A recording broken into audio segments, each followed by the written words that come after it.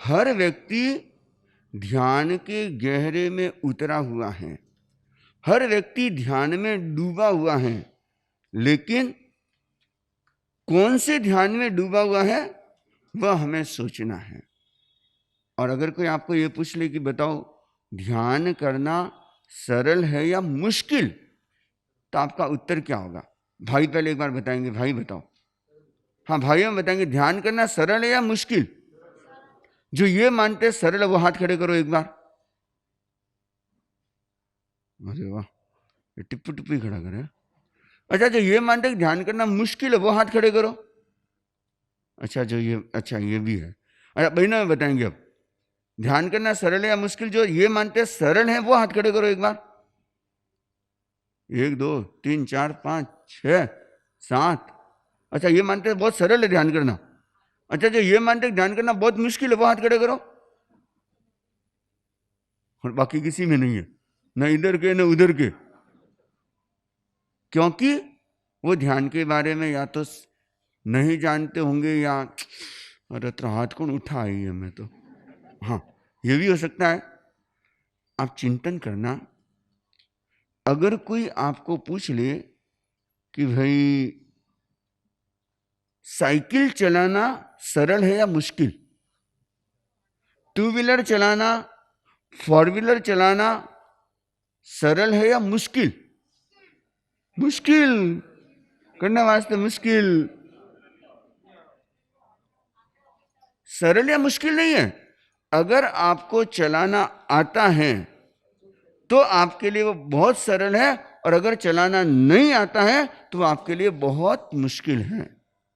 खाना बनाना सरल है कि मुश्किल? सरल। पूछो ढिनो, सरल। अगर आपको बनाना आता है तो सरल है, और नहीं तो बहुत मुश्किल है। प्रवचन देना, भाषण देना सरल है कि मुश्किल? मुश्किल। भाषण में कोई मुश्किल है? अगर आपके अभ्यास अच्छा है, अगर आपको डर नहीं लगता है बोलने से, उनके लिए बहुत सरल है। जब कहो नींद में उठा के बोल दो कि धन भाषण बखोण देना है, हो जाते तैयार।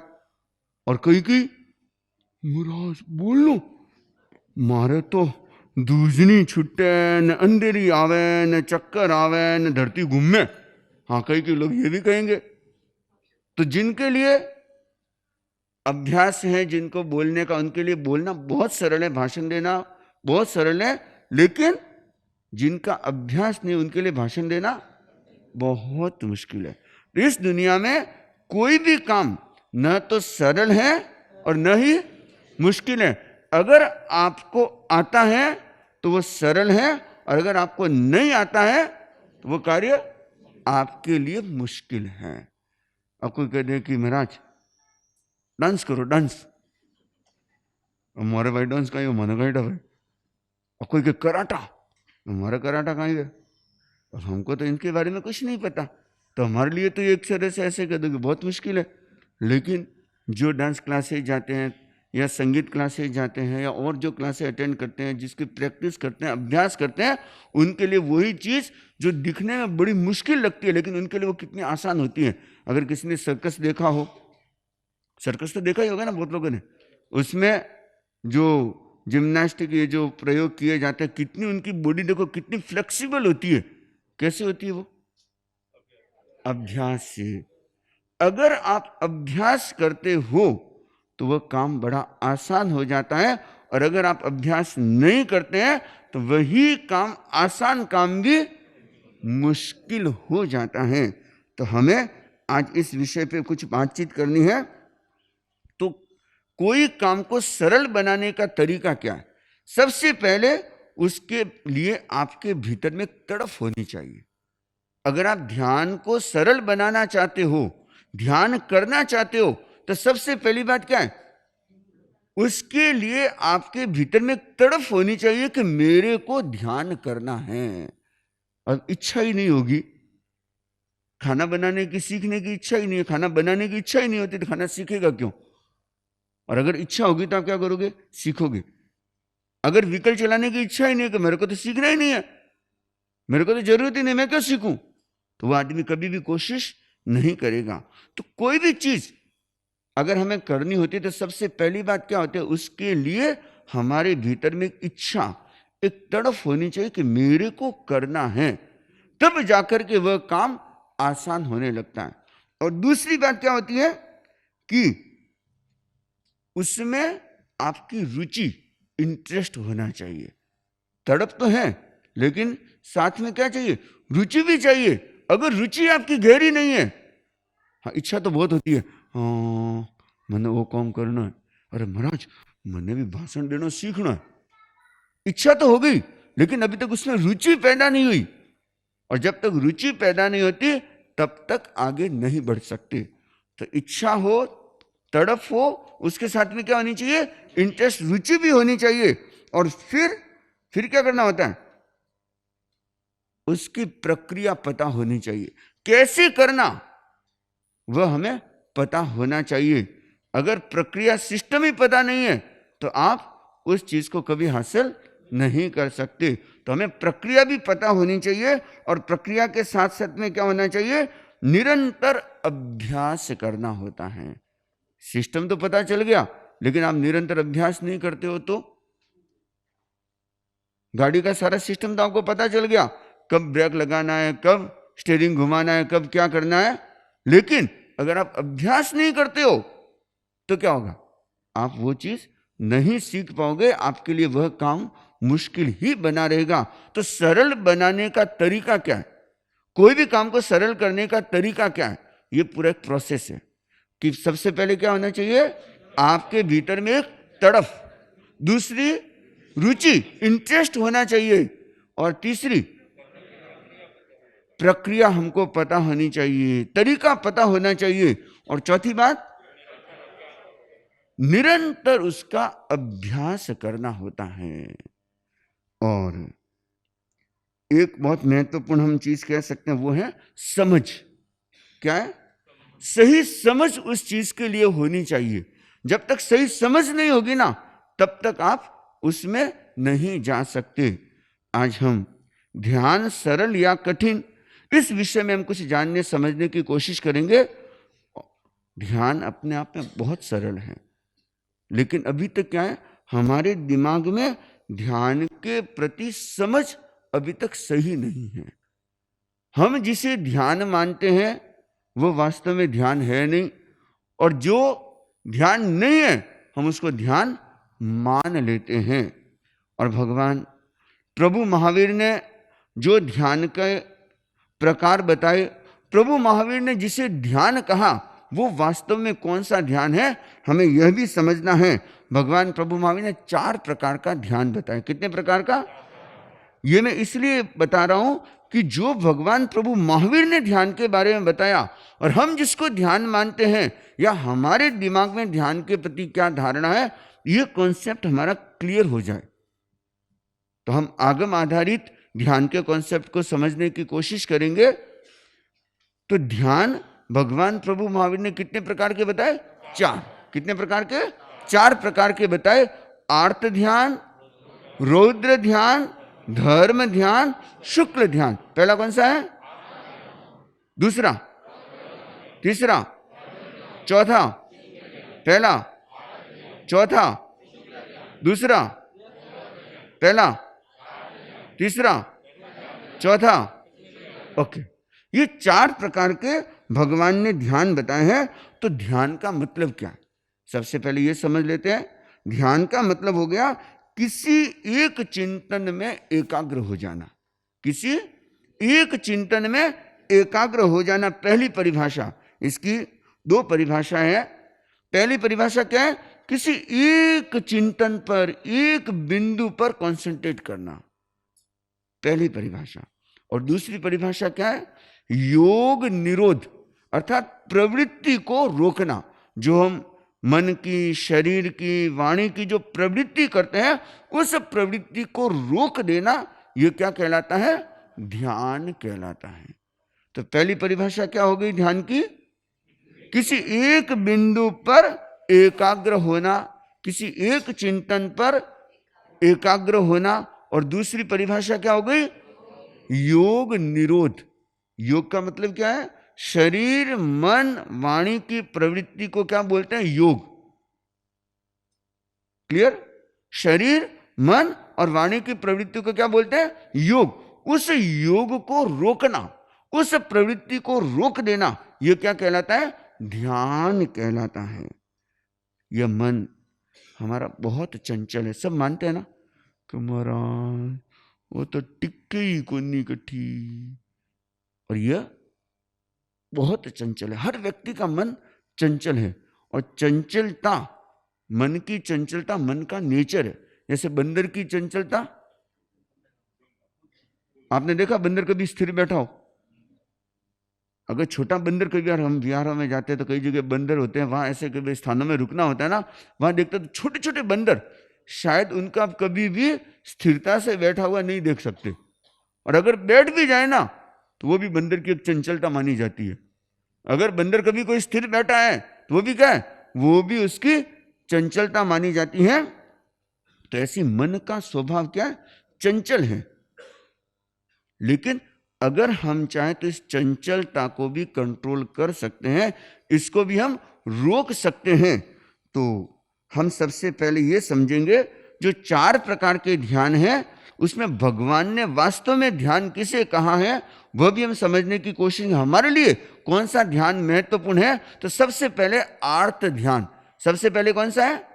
बहुत शॉर्ट में बताने की मैं कोशिश कर रहा हूं। आर्त ध्यान। आर्त ध्यान का मतलब क्या होता है कि जो हमारे मन की ध्यान है, इसका मतलब एकाग्रता तो निश्चित है। अगर ध्यान जुड़ा हुआ है तो इसका मतलब क्या है? एकाग्रता। लेकिन वो एकाग्रता किसमें? आर्त ध्यान। आर्त ध्यान का मतलब क्या होता है? जो दुख है, पीड़ा है, इसमें एकाग्र हो जाना। किसमें एकाग्र होना? कोई दुख की स्थिति, पीड़ा हो रही है, वेदना हो रही है, उसमें एकाग्र हो जाना, यह क्या कहलाता है? आर्त ध्यान कहलाता है। इसको हम उदाहरण के माध्यम से समझने की कोशिश करेंगे कि जैसे कोई प्रिय व्यक्ति है, उस प्रिय व्यक्ति का वियोग हो गया, और उसमें क्या होगा? हमारा मन उसमें एकाग्र हो गया। मतलब उसके वियोग में दुखी रहने लग गए, उसके वियोग में मानसिक पीड़ा होने लग गई। ये जो मानसिक पीड़ा जो होती है ना, ये क्या है? ये आर्त ध्यान कहलाता है। कौन सा ध्यान कहलाता है? आर्त ध्यान। कि कोई वस्तु के संयोग से, वियोग से, वस्तु के मिलने से, व्यक्ति के मिलने से, बिछुड़ने से जो हमारी मन की स्थिति एक पीड़ात्मक स्थिति बन जाती है, जिसमें एकदम मन व्यग्र हो जाता है, चिंता में चला जाता है, ये जो स्थिति मन की बन जाती है और मन का तो उसमें एकाग्र डूब जाता है, ये कौन सा ध्यान कहलाता है? आर्त ध्यान कहलाता है। और दूसरा कौन सा है? रौद्र ध्यान। रौद्र ध्यान का मतलब होता है जिस व्यक्ति के भीतर निष्ठुरता, क्रूरता आ जाती है, हिंसा की भावना कह दो, बदले की, शत्रुता की, वैर की, नफरत की, ईर्ष्या की भावना, ये जो भाव है ना, ये सारे कौन से ध्यान में आ जाते हैं? रौद्र ध्यान में। और सिंपल सा रुद्र का मतलब क्या होता है? जो कुरूप होता है ना, उसको बोलते हैं रौद्र। रौद्र मतलब जो कुरूप, या ऐसे कह दूं एकदम जिसके चेहरे पर क्रूरता झलकती है, उसको बोलते हैं रौद्र। तो जिसमें हिंसा आदि का भाव भरा हुआ है, वो जो हिंसा में एकाग्रता आ जाती है, वो क्या कहलाती है? रौद्र ध्यान कहलाता है। और उसके बाद तीसरा कौन सा है? धर्म ध्यान। और धर्म ध्यान का मतलब तो सीधा सही है ना, जो हम आध्यात्मिक चिंतन करते हैं, जो हम वीतराग वाणी पर या ऐसे कह दो आध्यात्मिक, जो भी हम धर्म के बारे में चिंतन करते हैं, अच्छा सोचते हैं, वो सारा का सारा धर्म ध्यान के अंतर्गत आ जाता है। जो मन हमारा अध्यात्म में डूब जाता है, जैसे कि आप मान लो स्वाध्याय करते हैं किसी एक विषय पे, अच्छा कर्म के बारे में, आत्मा के बारे में, जीवन के बारे में, अपने गुण अवगुण के बारे में, अर्थात आत्महित के लिए जो हम चिंतन मंथन करते हैं, जो हम सोचते हैं, या आत्मचिंतन में जो मन एकाग्र हो जाता है, वो ध्यान कौन सा कहलाता है? धर्म ध्यान कहलाता है। और फिर चौथा कौन सा है? शुक्ल ध्यान। कि जहां पर योग की स्थिति रुक जाती है, योग निरोध हो जाता है। यह सबसे हाई लेवल है ध्यान का। शुक्ल ध्यान जो है यह ध्यान का सबसे हाई लेवल है, और यह जल्दी से हमें उपलब्ध नहीं होता। यह तो ऐसे समझ लो 13वां गुण स्थान, उस स्थिति में यह साधकों की एकदम हाई लेवल की स्थिति होती है जब ये शुक्ल ध्यान की प्राप्ति होती है। और हम ऐसे कह सकते हैं एकदम समाधि की अवस्था, समाधि से भी ऊपर की जो अवस्था होती है, जहां संसार का भौतिक चिंतन या ये चिंतन के लेवल पे नहीं होता। यह जब मन वचन काया की प्रवृत्ति, अशुभ प्रवृत्ति जब खत्म हो जाती है, उस लेवल पे जाते हैं ना, वो कहलाता है शुक्ल ध्यान। कौन सा ध्यान कहलाता है? शुक्ल ध्यान, कि जिसमें योग निरोध हो जाता है, अशुभ प्रवृत्ति सारी की सारी रुक जाती हैं। उस स्थिति को क्या बोलते हैं? शुक्ल ध्यान बोलते हैं। ये 4 प्रकार के ध्यान, इसमें 2 ध्यान अशुभ कहलाते हैं और 2 ध्यान शुभ कहलाते हैं। आर्त ध्यान, रौद्र ध्यान क्या है? अशुभ। और धर्म ध्यान, शुक्ल ध्यान क्या है? शुभ। और भगवान प्रभु महावीर ने वास्तव में ध्यान किसको कहा है?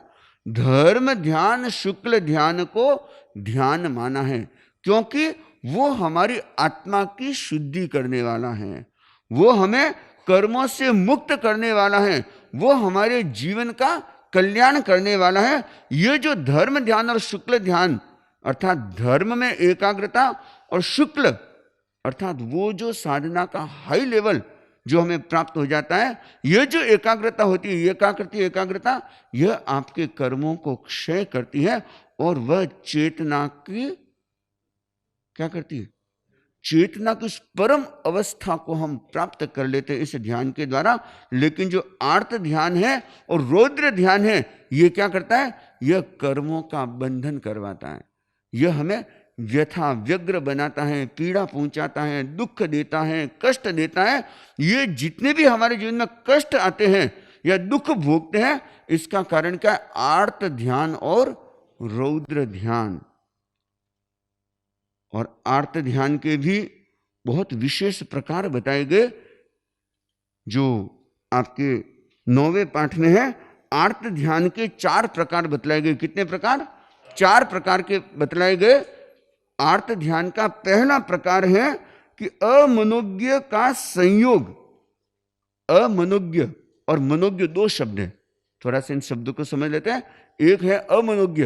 अमनोज्ञ मतलब मन के प्रतिकूल। अमनोज्ञ का मतलब क्या होता है? मन के प्रतिकूल, मन को अप्रिय लगता है, जो मन को अच्छा नहीं लगता है, वो तो कहलाता है अमनोज्ञ। और मनोज्ञ का मतलब क्या होता है? जो मन को अच्छा लगता है, जो मन को प्रिय लगता है, जो मन के अनुकूल होता है, वो क्या कहलाता है? मनोज्ञ। अब मोबाइल आप यूज करते हैं, आपको अच्छा लगता है ना, ये आपके क्या हो गया? मनोज्ञ हो गया। आपको कोई चीज को खाने में इंटरेस्ट है, रस आता है, तो वो क्या है? वो आपके लिए मनोज्ञ हो गया। आपको कपड़ा पहनना कोई अच्छा लगता है, वो क्या हो गया? आपके लिए मनोज्ञ हो गया। और अमनोज्ञ इच्छा नहीं है, मन के एकदम प्रतिकूल है, मन को अप्रिय लगता है, ऐसी जो भी एक्टिविटी वो सारी की सारी किस में आ जाती है? अमनोज्ञ। लेकिन ये सारा का सारा आर्त ध्यान के प्रकार है। 4 प्रकार में पहला प्रकार क्या है? कि अमनोज्ञ अर्थात जो मन के अनुकूल नहीं है, वैसी कोई वस्तु का संयोग हो गया। अब व्यक्ति देखता है कि इसका वियोग जल्दी से हो जाए, अर्थात यह अमनोज्ञ प्रतिकूल स्थिति है, यह जल्दी से छूट जाए। और व्यक्ति क्या करता है? उसी चिंता में डूबा हुआ रहता है। जैसे कि अगर कोई बीमारी का योग हो गया, तो अब मन में क्या आएगा? कि अरे मैं इस बीमारी से निकल जाऊं। और आदमी उस बीमारी का ही चिंतन करता रहता है, उसकी एकाग्रता सारी किस में रहती है? उस दुख में, उस बीमारी की स्थिति का ही वह चिंतन करता है। तो अमनोज्ञ अर्थात मन के प्रतिकूल है। अब व्यक्ति उसी चिंता में डूबा रहते, कैसे इसका वियोग हो, कैसे इसको दूर करें। लेकिन यह जो चिंता जो करते हैं ना, यह चिंता क्या है? यह आर्त ध्यान है। एक तो उपाय खोजते हैं कि चलो ठीक है यह स्थिति है, चलो इसका मुझे उपाय करना है, और एक हम उसी चिंता में डूब जाते हैं, तब ये क्या बन जाता है, यह आर्त ध्यान बन जाता है। तो आर्त ध्यान का पहला प्रकार क्या है कि अमनोज्ञ, मन के प्रतिकूल वस्तु का संयोग होने पर, मतलब अर्थात जुड़ने पर उसके वियोग की चिंता में मन डूब जाता है। और दूसरा प्रकार बताया गया कि मनोज्ञ, अर्थात मन के अनुकूल योग हो जाए, तो कहीं ये छूट नहीं जाए, इसका वियोग नहीं हो जाए, इस प्रकार की चिंता में मन डूब जाता है। पहला तो कौन सा था कि अमनोज्ञ वस्तु का संयोग हो गया, लेकिन अब भाव क्या है कि ये चला जाए, उस चिंता में डूब जाना। और दूसरा क्या हो गया कि मनोज्ञ वस्तु जो मिली है वह मेरे पास सुरक्षित कैसे रहे, इसका वियोग नहीं हो जाए। अब उदाहरण के लिए जैसे कि अब देखना, शादी होती है, लड़की ससुराल जाती है ना, उस समय क्या होता है, रोते कि नहीं रोते, आंसू आते कि नहीं आते, क्यों आते कि मनोज्ञ जो अनुकूल था अब उसका क्या हो रहा है, वियोग हो रहा है। इस चिंता में, इसके कारण से क्या हो जाता है, आंख में आंसू हो जाते हैं या दुख होता है। ये ऐसी स्थिति कि जो आपके मन के अनुकूल है, लेकिन वह मनोज्ञ वस्तु का जब वियोग हो जाता है, अर्थात ये चिंता रहती है इसका कोई वियोग नहीं हो जाए, ये छूट नहीं जाए, इस चिंता में जब डूब जाते हैं तो यह भी आर्त ध्यान कहलाता है। तो आर्त ध्यान का दूसरा प्रकार हो गया कि मनोज्ञ संयोग होने पर उसके वियोग की चिंता में डूब जाना, कि यह वियोग नहीं हो जाए, इस चिंता में डूब जाना। और तीसरा प्रकार कौन सा है, आतंक के संयोग से, आतंक मतलब ऐसे रोग जो शरीर को नष्ट करने वाले या व्यक्ति के चित्त को, मन को एकदम विचलित कर देते हैं, ऐसे अचानक विचित्र रोग हमारे शरीर में पैदा हो जाते हैं। तो जो सद्य घाती, मतलब कि जो ऐसे बीमारियां हैं जो हमें मृत्यु तक भी पहुंचा देती हैं या जिसके कारण से भयंकर वेदना होती है, उनको बोलते हैं आतंक। ऐसे आतंक रोग जो होते हैं, उनके संयोग से वियोग की चिंता, अर्थात जब रोग आ गया तब क्या है, इसका वियोग हो जाए तो अच्छा है, यह छूट जाए तो अच्छा है, इस तरह की जो चिंता होती है ना, वो क्या कहलाती है, ये आर्त ध्यान है। ये आर्त ध्यान का तीसरा प्रकार है कि जो रोग हो गए तो रोग से बचने की या रोग के वियोग की चिंता में डूब जाना। और चौथा प्रकार माना गया कि जो हमें सुख सुविधाएं मिली हुई है, क्या मिली हुई है, सुख सुविधाएं मिली हुई है, वो जब अनुकूल सारी की सारी सुख सुविधाएं मिली हुई हैं और मन में आता है कि अरे इनका वियोग कहीं नहीं हो जाए, ये छूट नहीं जाए, इस चिंता में वह व्यक्ति डूब जाता है। ये सारे के सारे कौन से ध्यान में आ जाते हैं, आर्त ध्यान के रूप में। आर्त ध्यान के ये अलग अलग प्रकार माने जाते हैं। तो आर्त ध्यान के ये 4 प्रकार माने गए। तो अब हमें क्या करना है, आर्त ध्यान में तो लगे हुए ही है, हर समय किस में रहते हो आप, या तो व्यापार की चिंता रहती है, घर की चिंता रहती है, परिवार की चिंता रहती है, शरीर की चिंता रहती है, या देख लो न जाने कितने कितने टेंशन, ये सारी की सारी आपकी एकाग्रता किस में रहती है, आर्त ध्यान में या भौतिक सुख सुविधाओं में। यह भी आर्त ध्यान का ही रूप है। भौतिक सुख सुविधाओं में जो मन लगा हुआ रहता है, यह भी आर्त ध्यान ही है। और या फिर मन में कषाय की प्रबलता, क्रोध, मान, माया, लोभ का भाव, शत्रुता, नफरत का भाव, ये जो भाव रहता है, ये कौन सा, ये रौद्र ध्यान हो गया। एक तरह से हिंसात्मक आदि जो विचार, हमारे शत्रुता, नफरत के जो विचार रहते हैं, ये कौन सा भाव है, ये रौद्र ध्यान हो गया। तो हमारा ज्यादा ध्यान किस में रहता है, आर्त ध्यान और रौद्र ध्यान में। लेकिन भगवान प्रभु महावीर क्या कहते हैं, हमें कौन से ध्यान में जाना है, धर्म ध्यान और शुक्ल ध्यान में जाने की कोशिश करनी है। तो अब धर्म ध्यान में कैसे जाए, वास्तव में यही ध्यान है जो हमारे जीवन का उत्थान करता है। और ये बहुत सरल है, थोड़ा सा अगर हम कोशिश करें तो बड़ी आसानी से ध्यान में जा सकते हैं। कौन से ध्यान में जा सकते हैं, धर्म ध्यान और शुक्ल ध्यान में जा सकते हैं, लेकिन शुक्ल ध्यान तो हालांकि बहुत ऊंची स्थिति है, लेकिन धर्म ध्यान में हम बड़ी आसानी से जा सकते हैं। अपने आप को शुभ भावों में रखना, शुभ विचारों में रखना और शुभ कार्यों से जोड़ के रखना, यह कौन सा ध्यान कहलाएगा? आपका धर्म ध्यान कहलाएगा। तो इसके लिए हम क्या करें? अब धर्म ध्यान में अगर जाना है तो हमें क्या करना है? इसके लिए आपके पास में सीधे से मैं 3 उपाय बता रहा हूं। जप का प्रयोग, ध्यान का प्रयोग और स्वाध्याय का प्रयोग। ये 3 ऐसे प्रयोग हैं जिनके माध्यम से आप धर्म ध्यान में बड़ी आसानी से जा सकते हो। धर्म ध्यान में आप डूब सकते हो। और वो 3 कौन से उपाय हैं? जप, ध्यान और स्वाध्याय।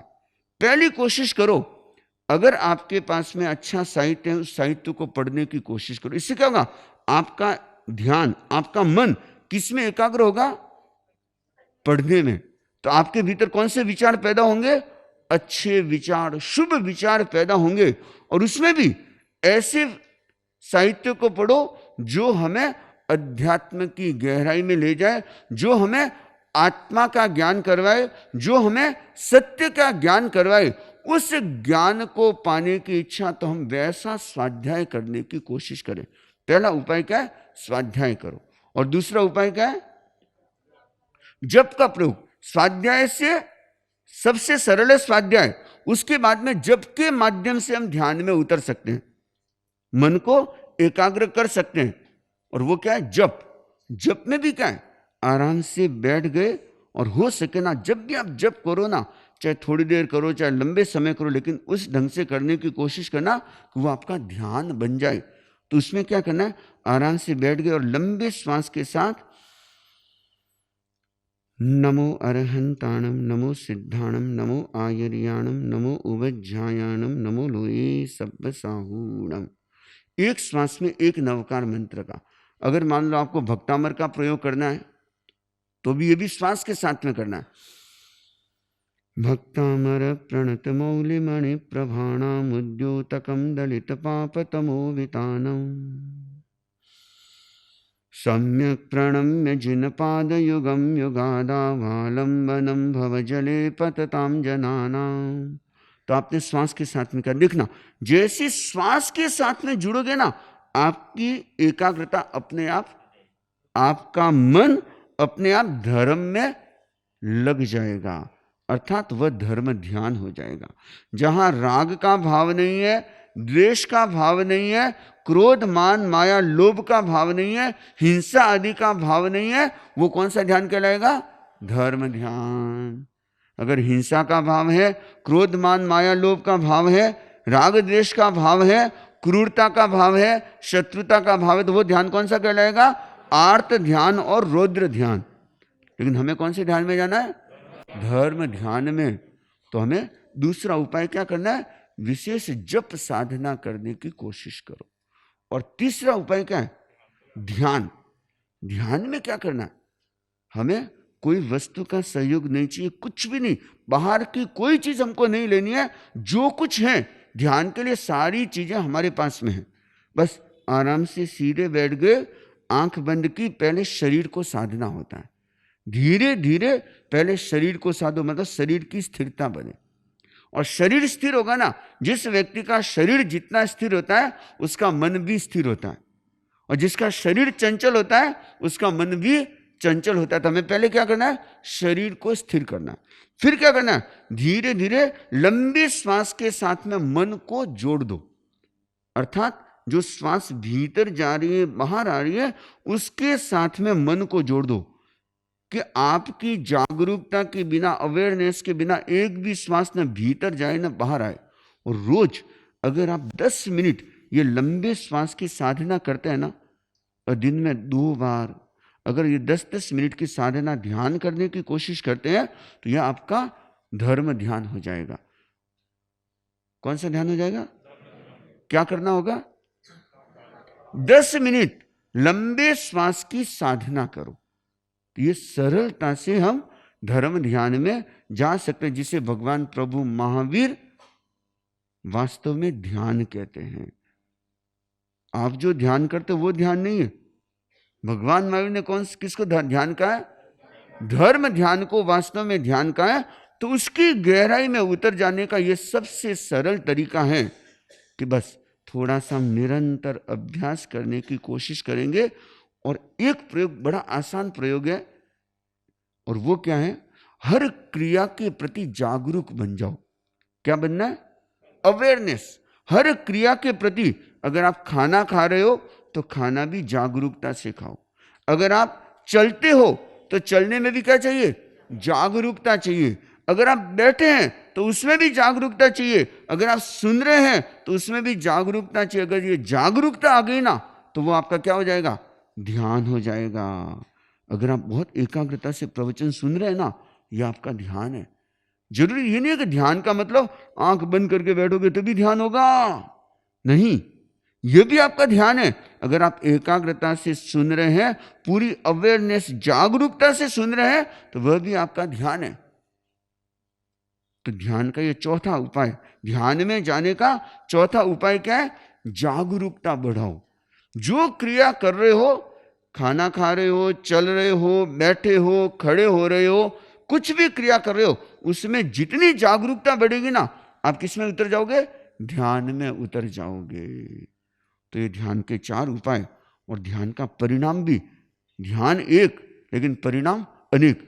कितने कितने इसके अद्भुत परिणाम हैं कि ध्यान जब व्यक्ति करने लगता है, ध्यान के पथ पर आगे बढ़ता है या ध्यान की गहराई में उतरने लगता है, इसके परिणाम जो आएंगे, सबसे पहला परिणाम क्या आएगा?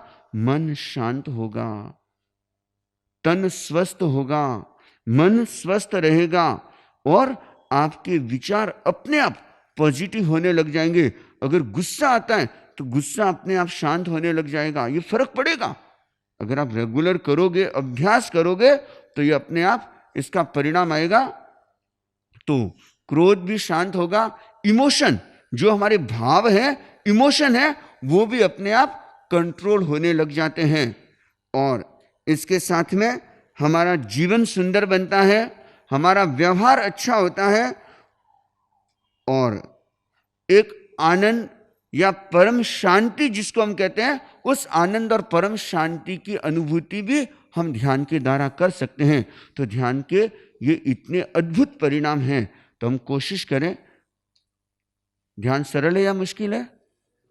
क्या करना होगा? पहली बात, तड़फ, अरे नहीं, वो तो उपाय है। ध्यान सरल या कठिन, इसके लिए अगर सरल बनाना है तो क्या करना होगा? पहले तो रुचि पैदा करनी होगी, पहले तड़फ पैदा करनी होगी, इच्छा कि मेरे को करना है, और फिर उसके लिए रुचि क्रिएट कर, इंटरेस्ट क्रिएट करना होगा। फिर क्या करना होगा? फिर प्रक्रिया, ये देखो तरीके मैंने बता दिए। फिर क्या करना होगा? अभ्यास करना होगा, निरंतर अभ्यास। यानी कि 3 दिन की दिन 2 दिन छुट्टी, वो नहीं, निरंतर अभ्यास करना होगा। और फिर उसके लिए एक सही समझ, हर आदमी ध्यान कर सकता, बड़ी आसानी से ध्यान हो सकता है। और वास्तव में ध्यान क्या है, वह भी आपको, जिसे भगवान प्रभु महावीर ने ध्यान कहा है, वो है धर्म ध्यान, अर्थात आत्मचिंतन आदि करना, जिसके द्वारा हम अपनी आत्मा की शुद्धि कर सकते हैं। तो यह ध्यान हमारे जीवन के लिए बहुत बहुत ही महत्वपूर्ण प्रक्रिया है। हम ध्यान के द्वारा हम अपने जीवन का उत्थान बड़ी आसानी से कर सकते हैं। इन्हीं भावों के साथ में ओम शांति शांति शांति।